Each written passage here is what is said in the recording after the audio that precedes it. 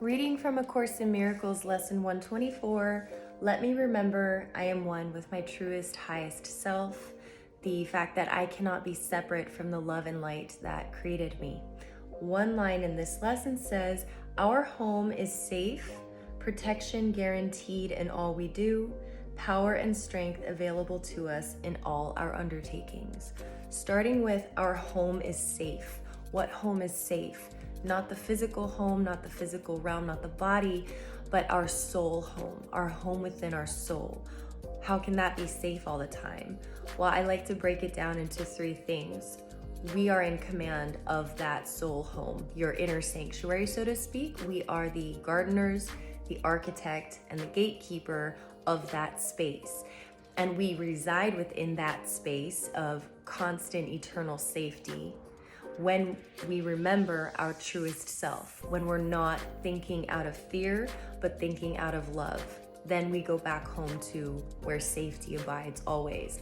So if we're the gardener of that place, that means we're in control of which seeds get to be planted, which seeds we nourish and allow to grow, and which weeds we pull. We're in charge of all of that. Nothing gets planted that we don't allow, nothing remains that we don't engage with, and nothing stays if we remove it and make space for something else. And everything that we want to flourish, meaning we give our time and energy to, it does flourish. Where energy goes, where focus goes, momentum, love, growth happens. So we are the gardeners of this soul home. We're also the architect of our soul home, and that just means we are the designers of the infrastructure of what we build, and we're the designers of the foundation of all the things that we build. And that's a simple choice. Is your foundation built on fear or on love?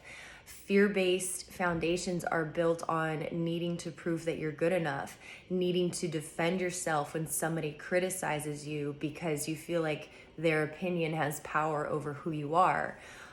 Needing to be good enough looks like being terrified if your partner is unsatisfied with something that you've said or done, and feeling unsafe within that interaction, because if they don't feel like they're satisfied, that means you're not good enough. And ultimately the ego thinks if I'm not good enough, then I'm going to be abandoned and left alone.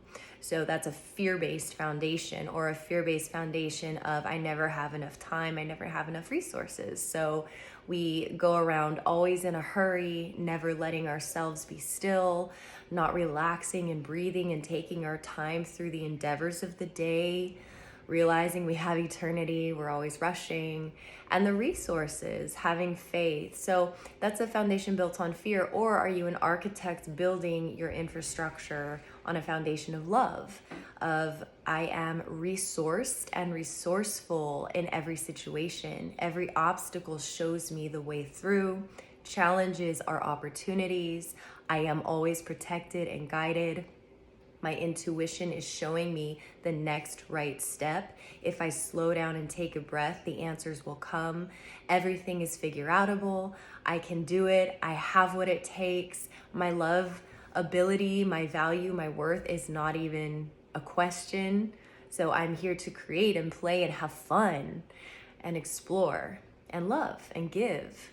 So that's a foundation and infrastructure based on love. So you're the architect of all of that goes on in your mind. And then the infrastructure of your beliefs and perceptions is based on your foundation. So start with a foundation of love. I believe in myself. I love my life. I am guided. I'm resourced. I'm creative. I'm lovable and worthy. And then go forth and build these infrastructures, belief systems, and perceptions of goodness, because the world is mirroring to you what's going on in here. So if you have an infrastructure of hope and faith and joy and gratitude and appreciation, then all of that will be evoked from the world around you. We evoke things from the world by the nature of what we are. Alan Watts has a really beautiful analogy talking about tree bark. So the nature of a rock is hard, right? A rock is what it is. It's rough, it's hard. So when a rock comes into contact with tree bark, To the rock, the tree bark is soft. So we can say the rock has evoked softness from the tree bark. That's that interaction. A human being's skin is soft, right? It's breakable. It's not hard and rough like a rock. So when a human being comes into contact with tree bark, we would call tree bark rough and hard, maybe even sharp. So we can say by the nature of our being, we call forth from a tree bark piece roughness and sharpness by what we are. Is the tree bark soft or rough? It's both. And the way it expresses is through what the thing it's interacting with is evoking from it. So in that way, our beingness evokes from the universe certain qualities. All of it is there for us. The darkness, the jealousy, the anxiety, the angst, the insomnia, the not good enough, the fear. It is all there for us to choose if we are building our infrastructure and planting those seeds of anxiety and unworthiness. We will evoke it from life, and life will mirror that to us in our conversations, our relationships, our experiences. On the other hand, the beautiful thing is everything else is also available to us.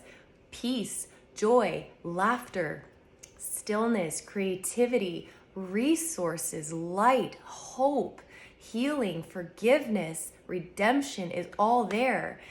It's waiting for our beingness, meaning our internal state of mind, emotion, heart, to evoke from it what it already is here to give.